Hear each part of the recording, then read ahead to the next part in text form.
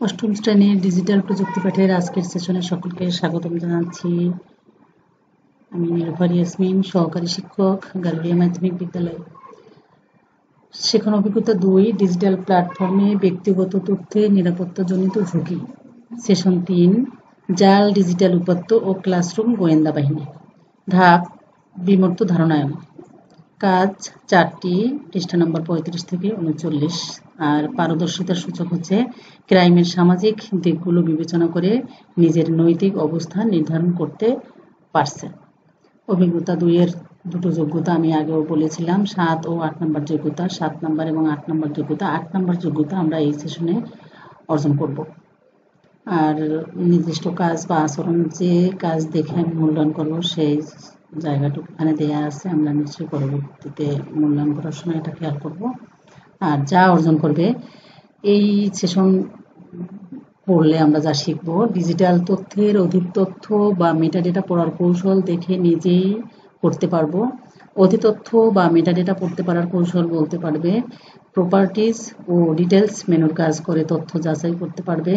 Mobile ফোনে অধিতথ্য বা metadata যাচাই করতে পারবে। দেয়ালিকে তৈরি করতে পারবে। তাহলে প্রথমে জানা যাক অধিতথ্য বা মেটাডেটা কি। অধিতথ্য বা মেটাডেটা হলো তথ্য সম্পর্কিত আরও তথ্য। ডিজিটাল প্রযুক্তিতে মেটা শব্দটির অর্থ হলো লুকানো বা মৌলিক বর্ণনা, অর্থাৎ একটা তথ্য বা ফাইলের নিজের সম্পর্কে বর্ণনা। মেটাডেটা কোনো তথ্যের সারমর্ম প্রদান করে, যার ফলে তথ্য ও উপাত্ত খুঁজতে ও তাদের নিয়ে কাজ করতে সুবিধা হয়। ডিজিটাল প্রযুক্তিতে মেটাডেটা গুরুত্বপূর্ণ পরিচয় বহন করে। মনে করো তুমি অনলাইনে একটা ছবি পেয়েছো, যেখানে শুধু ক্যাপশন দেয়া ছবি। এটা হচ্ছে ছবির তথ্য। এখন তুমি ছবির বন্যার সময়কাল জানতে চাইছো, এজন্য ছবিটির ডিটেইল ইনফো অপশনে গিয়ে দেখলে ছবিটি 2020 সালের 25 জুলাই তোলা হয়েছে। সাথে ছবির সাইজ ও ছবির ফরম্যাট ইত্যাদি বিষয়বস্তুও দেখতে পেলে। এক্ষেত্রে ডিটেইল ইনফো হচ্ছে ছবির মেটাডেটা বা অধিতথ্য। তো নিশ্চয়ই তোমরা অধিতথ্য বা মেটাডেটা কাকে বলে তা বুঝতে পেরেছো। মেটাডেটা কাকে বলে? মেটাডেটাও কোনো তথ্যের সারমর্ম প্রদান করে, যার ফলে তথ্য ও উপাত্ত খুঁজতে এবং তাদের নিয়ে কাজ করতে সুবিধা হয়। মেটাডেটার গুরুত্ব। তথ্য প্রযুক্তিতে মেটাডেটা গুরুত্বপূর্ণ পরিচয় বহন করে। যেমন ধরো তুমি গুগলে কিছু সার্চ করলে, গুগলে যা খোঁজার জন্য গিয়েছিলে তার একটা মেটাডেটা তোমার মনে তৈরি হয়ে গিয়েছিল। সার্চটি যদি হয়ে থাকে জাফলং নিয়ে, তাহলে তার মেটাডেটার মাঝে অন্যতম হবে জাফলং একটা জায়গা। মেটাডেটা 7টি সাধারণ প্রশ্নের উত্তর করে থাকে, অর্থাৎ কোনো তথ্য সম্পর্কে 7টি তথ্য। যেমন আমরা মৌলিক 6টা প্রশ্ন কিন্তু শিখেছিলাম, এখানে 7টা তথ্য সম্পর্কে তথ্য। এগুলো হলো কি, কখন, কিভাবে, কোথায়, কে, কোনটি এবং কেন। তাহলে এখানে আমরা 6টার পর যেটি বেশি পেলাম সেটা হচ্ছে কোনটি। প্রথমে পূর্ববর্তী সেশনের বাড়ির কাজটি জমা করতে হবে। এটি যাচাই করার পরে তথ্যের মেটাডেটা কি, তোমার বইয়ের পৃষ্ঠায় যেটা দেওয়া আছে এটা আমরা শিখে নেব। আমরা নিশ্চয়ই বিভিন্ন সময় পত্রিকায় বা আশেপাশে আসল ও নকল পণ্যের বিজ্ঞাপন দেখেছি। আমরা জানি আমাদের সমাজের একটা চর্চা অনেক আগে থেকেই ছিল, কিন্তু ডিজিটাল প্রযুক্তির কারণে এটির গতি ও প্রভাব অনেক বেড়ে গেছে। ডিজিটাল প্রযুক্তি ব্যবহার করে যদি কেউ ভালো কাজ করে খুব দ্রুত সেটি যেমন ছড়িয়ে যায়, কেউ যদি কোনো খারাপ কিছু করে সেটিও অপ্রতিরোধ্য গতিতে ছড়িয়ে অনেককেই ক্ষতিগ্রস্ত করতে পারে। ডিজিটাল উপাত্তের অধিতথ্য বা মেটাডেটা বোঝা এ কারণে খুব গুরুত্বপূর্ণ। ধরেই আমাদের কাছে একজন কোনো ঘটনার একটা ছবি মুঠোফোনে পাঠিয়ে বলল ঘটনাটি এইমাত্র ঘটেছে। এখন আমরা কিভাবে বুঝবো যে সেই মানুষটি পুরনো কোনো ছবি আজকের ছবি বলে চালিয়ে দিচ্ছে কিনা, অথবা এক জায়গার ছবি আরেক জায়গার বলে চালিয়ে দিচ্ছে কিনা?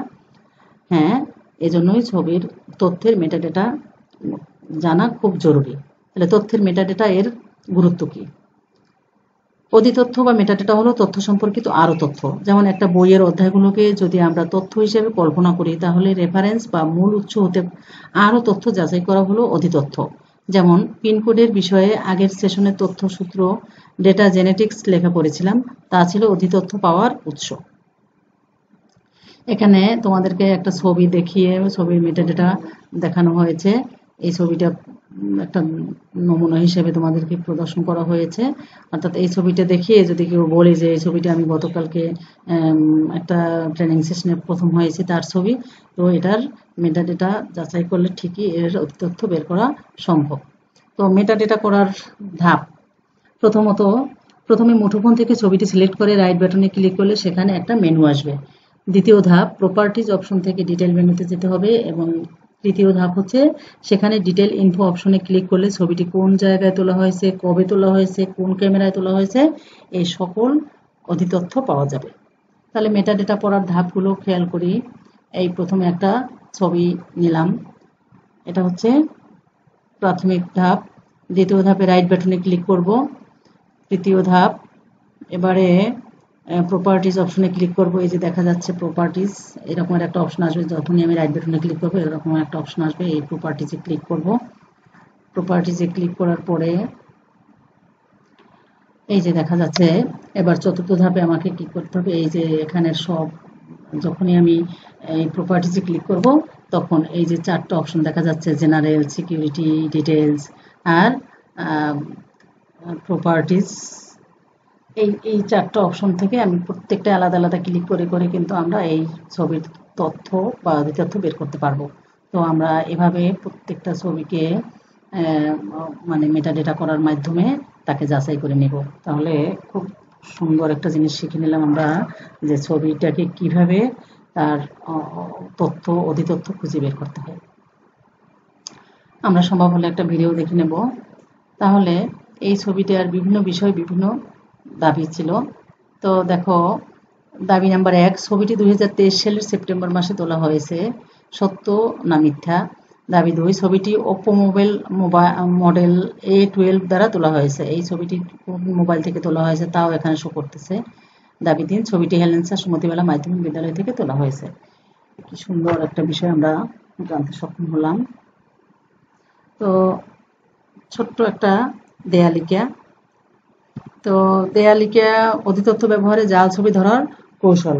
তো দেয়ালিকা হচ্ছে অন্য নাম দেয়াল পত্রিকা হিসাবেও পরিচিত। আমরা মোটামুটি তৃতীয় সেশন সম্পর্কে ধারণা অর্জন করলাম।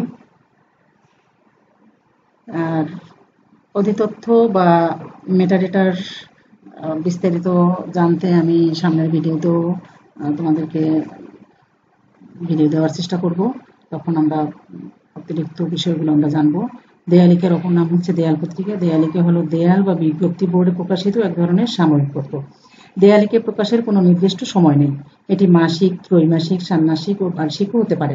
সাধারণত বিভিন্ন স্কুল ও কলেজে বিভিন্ন উৎসবে এই দেয়ালিকা প্রকাশের আয়োজন করে থাকেন, যেখানে শিক্ষার্থী এবং সংশ্লিষ্ট প্রতিষ্ঠানের সদস্যগণ নিজেদের প্রবন্ধ, কবিতা, অঙ্কন এবং অন্যান্য রচনা প্রকাশ করতে পারে। মূলত আনন্দ ভাগাভাগি ও প্রতিভা প্রকাশের জন্য এটি করা হয়ে থাকে।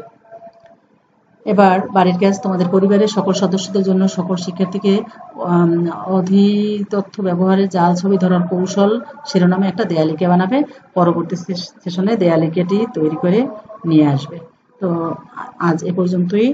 পরবর্তী ভিডিওতে তোমাদের সাথে পরবর্তী সেশনে কথা হবে। তো সবাই ভালো থাকো, এই প্রত্যাশায় সকলকে ধন্যবাদ।